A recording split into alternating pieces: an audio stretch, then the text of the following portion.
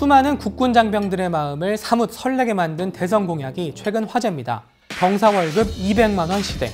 결론부터 말씀드리면 올 3월 대선에서 어떤 후보가 승리하든 정말 현실이 될 것으로 보입니다. 올해 병장 월급이 약 67만 원인데요.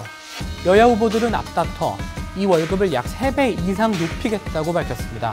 먼저 더불어민주당 이재명 후보는 병장 기준 월급을 오는 2027년까지 단계적으로 월 200만 원으로 높이겠다고 밝혔습니다. 급여를 단계적으로 인상해서 2027년에는 병사 월급 200만 원 이상을 보장하겠습니다. 국민의힘 윤석열 후보는 더욱더 파격적입니다. 자신이 당선된다면 취임 즉시 2등병부터 병장까지 병사 전 계급의 월급을 모두 최저임금 이상으로 만들겠다고 밝혔습니다.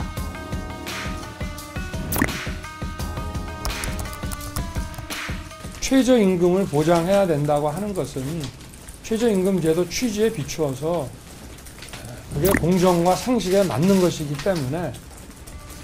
하지만 언제나 그렇듯 돈이 문제겠죠. 윤석열 후보 측은 이런 공약을 실천하는데 약 5조 1천억 원 정도가 필요하다고 밝혔습니다. 이 돈을 어떻게 마련할 거냐 이렇게 묻는 질문에는 증세보다는 다이어트, 그러니까 추가적으로 세금을 더 걷는 게 아니라 현재 쓰고 있는 세금 지출을 조정해서 이 돈을 마련할 수 있다, 그렇게 밝혔습니다.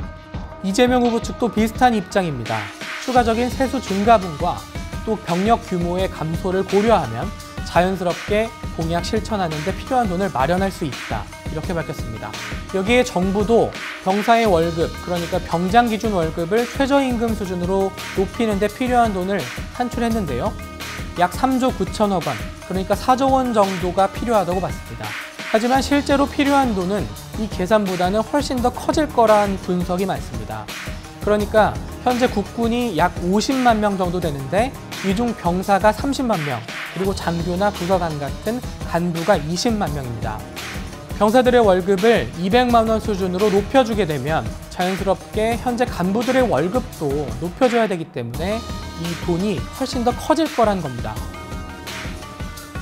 그런데 저희가 취재를 해보니까 이 필요한 예산을 획기적으로 줄일 수 있는 대안이 이미 정치권에서 논의가 됐었습니다.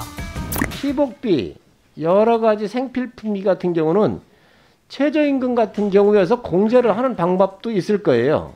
병사들에게 그동안 무료로 제공됐던 식비나 피복비 등 생필품 비용 일부를 공제하자, 이렇게 국방부 장관에게 제안을 한 겁니다. 한마디로 병사들에게 월급을 제대로 주는 만큼 그동안 무료로 제공했던 혜택들은 좀 공제를 해보자, 이런 제안인 겁니다. 이런 대안을 기존 대선 후보들이 내세웠던 공약에 대입을 해보면 윤석열 후보 측은 필요한 비용이 5조 1천억 원에서 3조 5천억 원까지 약 30%나 줄어들고요. 또 정부 측 추산이었던 3조 9천억 원은 2조 3천억 원으로 약 40%나 줄어들게 됩니다. 자, 거꾸로 달아도 국방부 시계는 돌아간다, 이런 말 많이 들어보셨을 텐데요. 저도 복무 중에 많이 했던 말입니다. 일부 전문가들 저희가 인터뷰해보니까 이런 인식이 이제는 좀 바뀌어야 되는 거 아니냐, 이런 말을 하는 사람이 있었습니다. 그동안에는 오기 싫은 군대 억지로 끌려왔는데 뭐 그냥 버티면 되는 거 아니냐, 버티다 보면 시간도 가고 진급도 하고 결국 제대하는 날도 온다, 이런 어떻게 보면 좀 아니할 수 있는 생각들을 버려야 한다는 겁니다. 현재 군대에서 채택하고 있는 직무평가 방식을 좀 개선해서 무조건 기간만 채우면 진급한다거나 상벌 제도도 좀 확실하게 바꾸자, 이런 말입니다.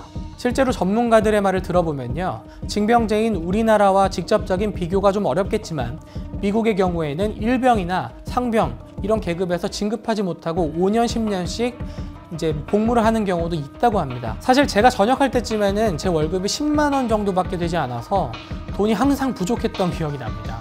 부끄럽지만 가끔 면회온 부모님께 용돈을 받아서 썼던 기억도 있습니다.